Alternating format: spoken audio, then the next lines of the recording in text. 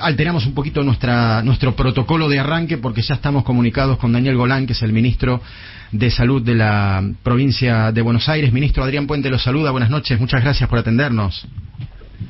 ¿Qué tal, Adrián? Buenas noches, ¿cómo te va? Bien, muy bien. Primero preguntarle cómo anda la medida de anticuerpos, ministro. Usted, si mal no me fallan los cálculos, hace 2 días, ¿no?, que ya se vacunó. Claro, yo me vacuné y entré en el protocolo voluntariamente para hacer el seguimiento de anticuerpos durante 180 días, con varias extracciones de sangre, y la primera medición que me hicieron obviamente me dio 0, porque yo no he tenido la enfermedad, con lo cual ahora después, dentro de 21 días, se hace el nuevo control. Lo que sí ya tenemos datos de varios que participaron, entre ellos el gobernador y el viceministro Krepler, que ya hace 21 días se habían dado la primera dosis y le ha dado una cantidad de anticuerpos ya para 21 días espectacular, 4 veces más de lo necesario a uno y creo que 6 veces más de lo necesario a otro. Es decir, y todavía va a seguir creciendo esa cantidad de anticuerpos y con la segunda dosis seguramente se va a ir a 100, a 20, 25 veces más de lo necesario. Es decir, como hemos visto en otros estudios del mundo, es decir, la vacuna produce una excelente cantidad de anticuerpos neutralizantes y además obviamente se va a seguir midiendo la inmunidad celular que produce, que eso demora más tiempo para medirse. Ministro, ¿es todavía una pregunta cuánto duran esos anticuerpos a través de la Sputnik o ya hay alguna certeza? No, certeza va a haber el día que podamos, por eso se hacen estos estudios que le digo a 180 días y luego se siguen en el tiempo y se seguirán hasta ver hasta cuándo dura. Hay una expectativa por las experiencias que han tenido con esta vacuna, que es de una plataforma muy conocida pero aplicada a otras enfermedades, que hay una expectativa que podrían llegar hasta 2 años, pero eso, la certeza va a estar exclusivamente cuando transcurran esos 2 años, midamos los anticuerpos y veamos cuántos hay. Y además, como le decía antes, también midamos la inmunidad celular, que es el otro tipo de inmunidad, que son los linfocitos T, que si bien dan una inmunidad inmediata, pero la dan en poco tiempo, con lo cual también son una barrera para que si el virus entra inmediatamente en un periodo relativamente corto sea neutralizado.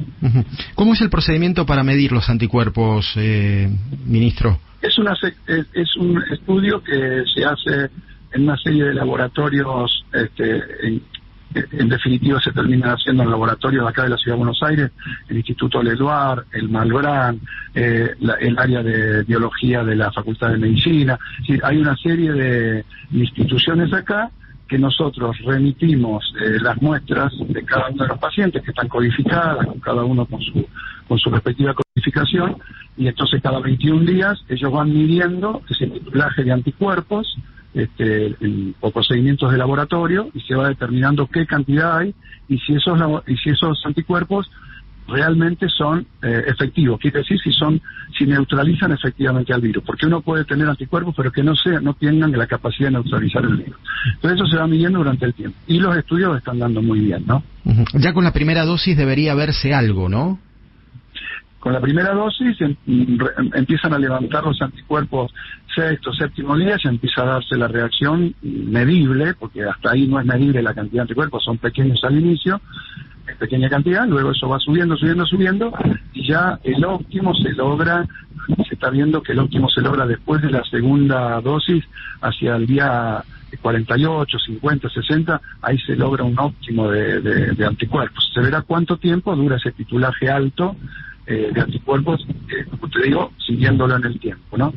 Para quienes quieran hacer su propia medición, digo, uno entra en una lista, en un registro, figura como voluntario, ¿cómo sería?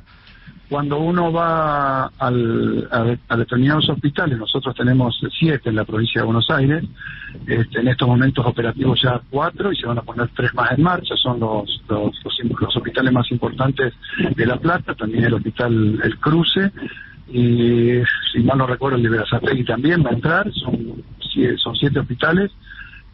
Ahí los que se vacunen allí van a ser, y quieran ser voluntarios, se presentan y dicen queremos ser voluntarios para el estudio. Eso implica hacerse regularmente extracciones de sangre, poner el bracito, que nos saquen sangre, con lo cual digamos, hay que pensar esto como un estudio que implica determinados días ir a hacer la extracción de sangre, ¿no?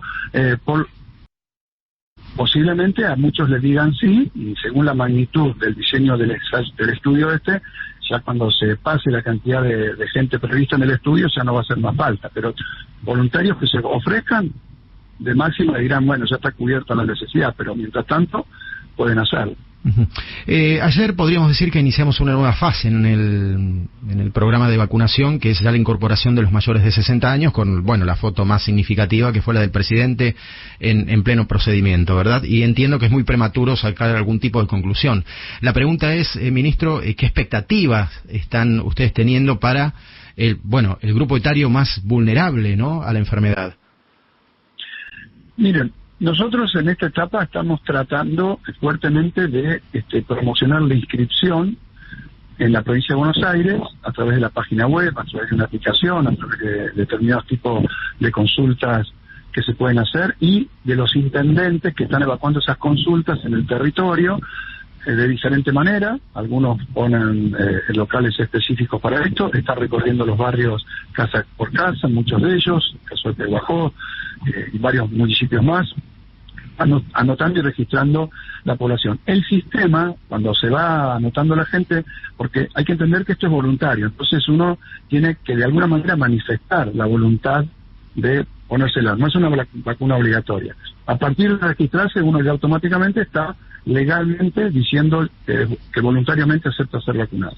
Entonces, a partir de ahí el sistema organiza por edades, por grupos de riesgo, y a partir de ese registro nosotros podemos ir citando, en la medida que vamos teniendo las vacunas necesarias, citando a los grupos de riesgo y dentro de los grupos de riesgo comenzando por los de más riesgo.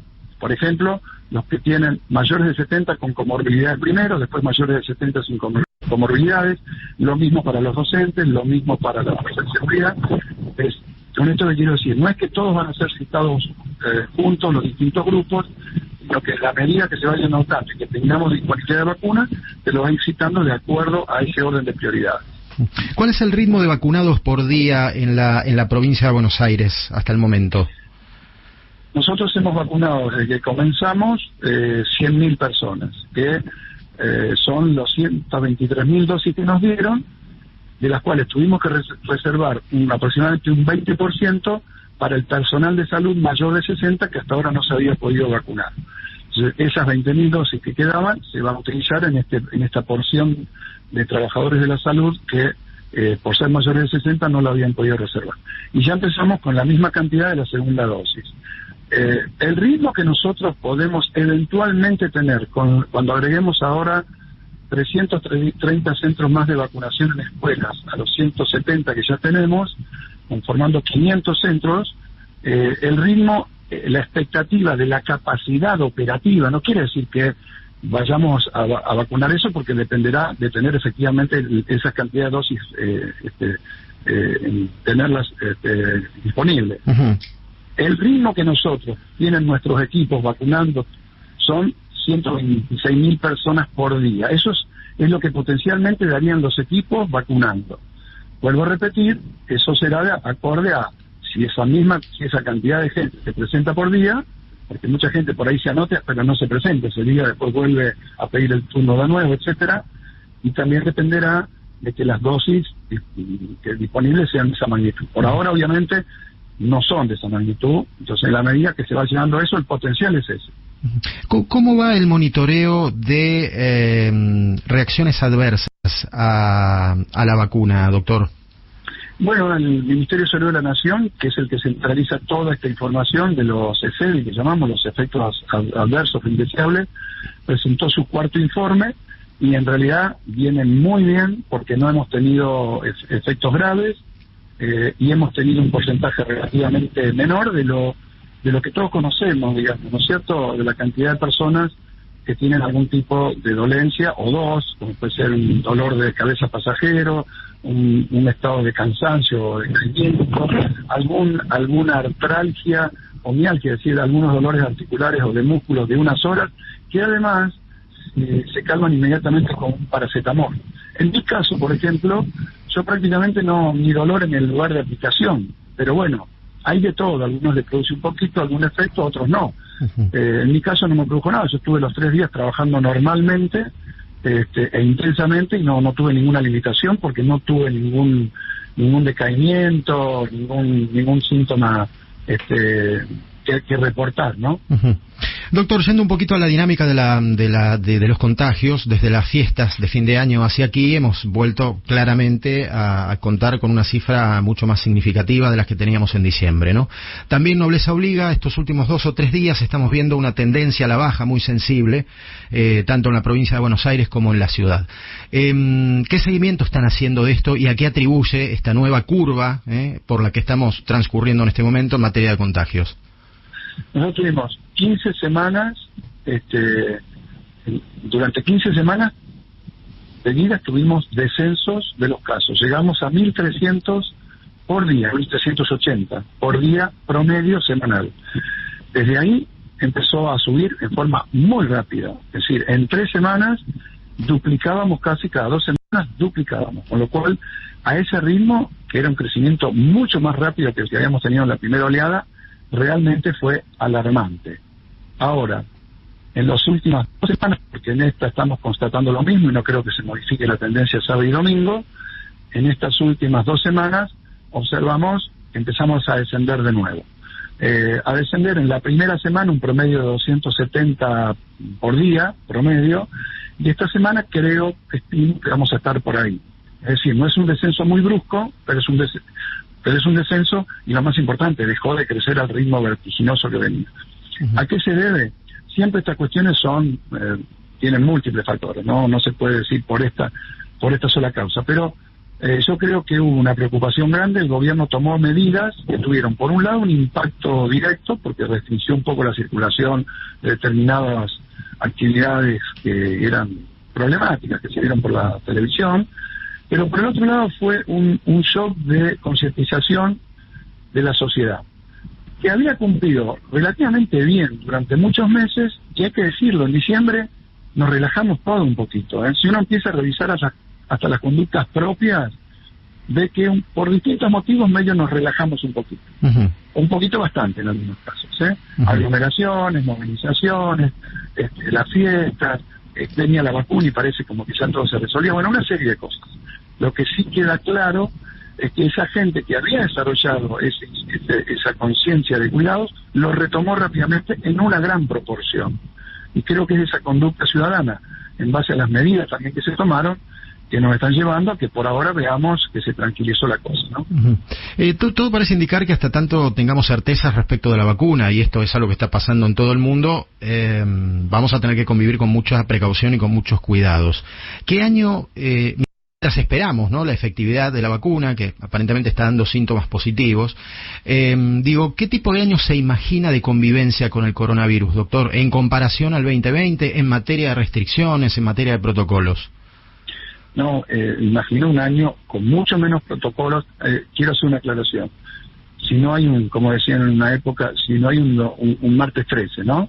Porque este virus por ahí nos vuelve a dar una mutación que después no la controla la vacuna ni nada, que no es ninguna cosa descabellada pensar que pueda suceder, y tenemos que empezar a recalcular todo. Pero si todo va como hasta ahora, con las vacunas que están funcionando bien, pero que progresivamente van a ir generando inmunidad, nosotros tenemos que hacer una combinación progresiva de vacunación y de cuidados. Entonces, si cumplimos una progresiva vacunación y los cuidados en base a todo lo que hemos ido emprendiendo este tiempo que pasó, va a ser un año diferente en cuanto a actividad económica, porque ya no vamos a tener que hacer restricciones durísimas como se hicieron, e incluso podemos pensar en inicios de clases, por supuesto presenciales, pero que no van a ser exactamente igual que las normales, pero ya los chicos en cierta medida y con ciertos horarios y con muchos cuidados van a poder volver a la escuela y tener un sistema en todo caso mixto, continuar con la parte virtual pero también con la parte presencial. Todo esto se está discutiendo, se está debatiendo, pero va a ser un año bien diferente. Y si no hay un martes 13, como le digo, de algo que no podamos prever, hacia fin de año seguramente vamos a estar ya en condiciones de tener algo que se parezca mucho más a la normalidad, si logramos llegar a 12, 14 millones de bonaerenses vacunados, si logramos llegar a esas cifras, que no es fácil, estoy diciendo cuestiones que son hipotéticas, pero si logramos llegar a una cantidad importante que contemple los grupos de riesgo vacunados primeramente y más gente todavía para disminuir mucho la circulación viral, vamos a tener un año bien diferente al 2020 y esperando que el 2022 todavía sea mucho mejor. Ministro, querría puntualizar un poquitito sobre la cuestión docente que acaba de citarlo, ¿no? Todavía, bueno, los sindicatos y las autoridades, según localidad, las porteñas, la de la provincia, otras provincias del país, están negociando los trazos más gruesos de cómo van a ser los protocolos de inicio. ¿Entiende que es imprescindible aplicar o acelerar un programa de vacunación para los docentes antes de empezar? Sí, nosotros, una de las prioridades que ya lo ha manifestado nuestro gobernador, va a ser vacunar a la mayor cantidad de docentes posibles e ir vacunando primero a los que tengan comorbilidades, luego una cantidad mayor que puedan ser los docentes que van a ir incorporándose a la presencialidad, y en la medida que vayamos vacunando y con todos los cuidados, obviamente vamos a ir generando progresivamente mejores condiciones para mejorar la presencialidad. Esto quiere decir que al principio no nos apuremos, no es bueno apurarse. Si nosotros podemos pensar una presencialidad con una menor cantidad de chicos y luego ir subiendo, es mejor ser prudente. No es bueno decir, bueno, metamos de prepo 25 o 30 chicos en un aula. Vayamos progresivamente y así en un mes y medio vamos evaluando y vamos sumando. Es lo que nosotros estamos conversando en la provincia de Buenos Aires con los gremios. Con los distintos actores hay que dialogar, y si las medidas que se están proponiendo y que se están consensuando son racionales, se van a poder realizar. Si no, vamos a estar en un marco de conflicto que no le conviene a nadie. Por eso nosotros preferimos pensar un esquema racional, basado en los datos que tenemos, en la experiencia que tenemos hasta ahora, en ir vacunando cada vez más gente, más docentes, más alumnos, más población de riesgo, y con esto ir generando un ingreso a la escuela seguro, que no nos pase lo de Nueva York, por ejemplo, ¿no? Que varias veces fueron, cerraron, volvieron, cerraron, porque eso es peor. Las familias, lo peor que les puede hacer es por semana estar cambiando las cosas, ¿no es cierto? Así que esto es lo que tenemos que hacer. Debemos consensuar con todos los actores, dar una salida racional, ir tranquilos, ir despacio, recuperar presencialidad, pero de una forma progresiva. Ministro, ya que citó Nueva York y prácticamente con esto lo liberamos, cuando uno mira hacia atrás, convengamos algo, yo siempre dije un montón de veces, no quiero estar en los zapatos del presidente, del ministro, tal o cual, los que tienen poder de decisión muy fuerte, porque esto es algo de lo que estamos aprendiendo todos los días. Hay una dinámica que nos impone el coronavirus donde nadie tiene asegurado nada. Entonces uno en consecuencia decide, y se puede equivocar en esa toma de decisiones. Si uno mira para atrás, en el ámbito que le corresponde a usted, provincia de Buenos Aires, desde marzo a esta parte, ¿hay algo en los procedimientos que ha tenido la provincia que usted entienda podría haber sido mejorado, podría haber sido evitado, o podría haber hecho de otra manera? Cuando uno mira en retrospectiva para atrás, ¿no? Con el diario del lunes, claramente. Sí, pero el diario del lunes es una formulación teórica. Entonces, lo que acá sucede es que una crisis como esta, una pandemia, y que encima es una cuestión novedosa y sobre la cual todos tenemos que aprender, la ciencia, en primera instancia, para poder dar soluciones. Pero no es solamente la cuestión sanitaria, epidemiológica, biológica. Administrar una pandemia tiene condimentos muy fuertes, además de estos que se transforman en los más importantes, tiene condimentos políticos, sociales, económicos, culturales, de todo tipo. Y uno tiene que hacer un equilibrio con esos factores. Porque uno podría decir, bueno, cierro toda la vida y hacemos como en la época de la Edad Media, pero la gente se muere de inanición. Entonces, se mueren de inanición los pobres, porque después los que tenían posibilidades de seguir alimentándose no se morían. Entonces, esto no se puede repetir. Nosotros tenemos que ir jugando con todos estos y haciendo equilibrio. En ese sentido, y tomando en cuenta todos estos condicionantes, yo creo que en el conjunto del país y en el conjunto de todas las jurisdicciones, las cosas se hicieron relativamente bien.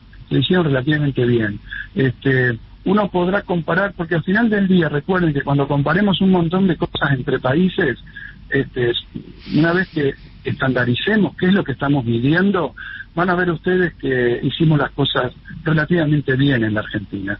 Entonces, yo no me gusta hablar con el diario del lunes, porque el diario del lunes no existe, y si yo digo algo, inmediatamente van a titular que yo dije que podríamos haber hecho tal o cual otra cosa, y la verdad que uno actúa con lo que tiene en el día, no con lo que no sobre lo que cree que va a pasar en el futuro.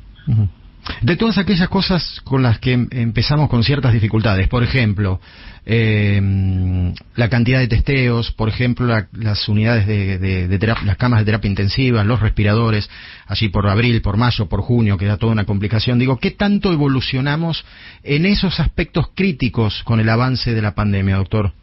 No, muchísimo. Si vos pensás que nosotros empezamos con 823 camas, 823 camas de terapia intensiva públicas en la provincia de Buenos Aires, y que llegamos a las 1.800, 1.900, en algún momento pasamos las 2.000. Imagínate que si nosotros hubiésemos tenido esa cantidad de camas inicial, el 1 de junio del año pasado colapsaba absolutamente nuestro sistema sanitario. Y si colapsa el sistema sanitario, no es que no entran pacientes con COVID a los centros hospitalarios. No entra el infarto, no entra el abdomen agudo, no entra el accidente cerebrovascular, no entra nadie. Con lo cual la mortalidad se incrementa enormemente, como vimos en Italia, que la gente ni siquiera iban a buscar a la casa cuando estaba infartada, y moría en la casa. En Italia la primera oleada, ¿no? Entonces eso se evitó, y eso es una cuestión realmente un antes y un después. Con los testeos iniciamos en la provincia de Buenos Aires con la capacidad de hacer 200 testeos, y hoy tenemos capacidad de hacer 18.000 por día, PCR, fuera de todos los otros testeos que tienen que ver con serológicos o otros tipos de testeos rápidos. Entonces, digo, hemos dado un salto enorme. Obviamente que yo quiero decir una cosa que siempre la dije: la cantidad de testeos que uno hace, si no tiene un horizonte epidemiológico, un marco epidemiológico, no sirve. El caso más patético, digamos, más demostrativo, por decir una palabra más exacta, es Estados Unidos. O sea, millones y millones de testeos se hicieron durante la época Trump, pero mientras tanto tuvieron más de 400.000 muertos y tuvieron, no recuerdo ya, pero creo que arriba de 2 millones, ¿cuántos? Cantidad no, muchísimo más. Uh-huh. No recuerdo, se me fue el nombre ahora exactamente, 20 millones de casos. Entonces, digo, la verdad es que hay que replantearse todas estas cosas, porque si no generamos fantasía, que testeamos mucho y la cosa se resuelve. Hay que testear con criterio epidemiológico, vinculado al aislamiento rápido de las personas. En algunos casos se logró, en algunos casos no se logró, pero todo lo que se logró achicó la circulación viral. Eso es lo importante. Uno no pretende que va a conseguir el 100%. El 100% de efectividad lo pudo conseguir Australia, que es una isla, cerrando la isla. Cerró la isla, no entra nadie, no sale nadie, controló los brotes y terminó la historia, un país enorme, con bajas densidades poblacionales relativas. Entonces, no somos Australia, tampoco somos China, con una cultura y con un sistema político completamente diferente.